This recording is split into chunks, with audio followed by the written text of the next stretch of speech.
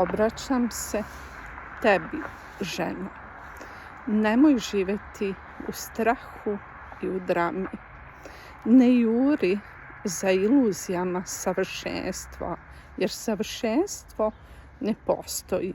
Savršenstvo su izmislile usijane glave koje žive u strahu i koje govore kroz ego.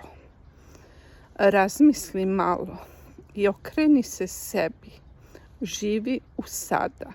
Živi prisutna ovdje gdje jesi, u svojoj zoni udobnosti. Nauči da u njoj živiš i odatle raširi svoja krila. Ne treba tebi ni avioni, ni kamioni, ni vile da se osjećaš bolje. Osjećaj se bolje tu gdje jesi sa svojom divnom porodicom. I tek onda vidjet ćeš šta su želje tvog srca, a šta su potrebe ega, i tek tako naučit ćeš gdje god da jesi, sebe za sobom vučeš.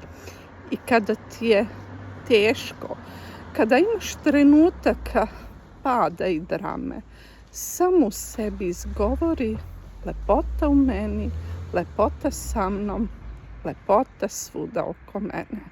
Možeš naglas ili u sebi.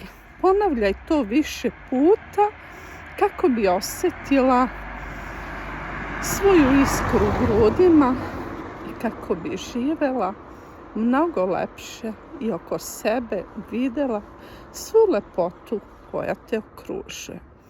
Na takav način živjet ćeš jedinstveno i živjet ćeš svoju autentičnost.